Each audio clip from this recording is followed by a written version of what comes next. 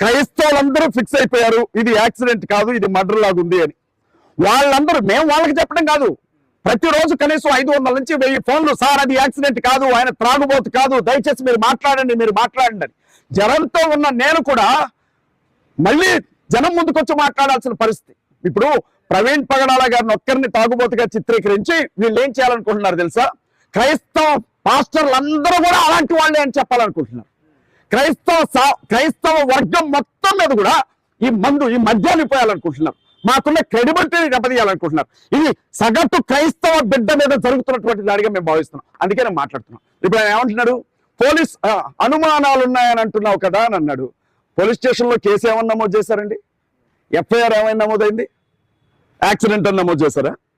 హత్య అని నమోదు చేశారా? లేదు కదా. ఏమని నమోదు చేశారు? అనుమానాస్పద మృతి అనే నమోదు చేశారుగా. మరి పోలీసుల మీద కూడా సిట్ ఎంక్వైరీ ఏమని చెప్పు.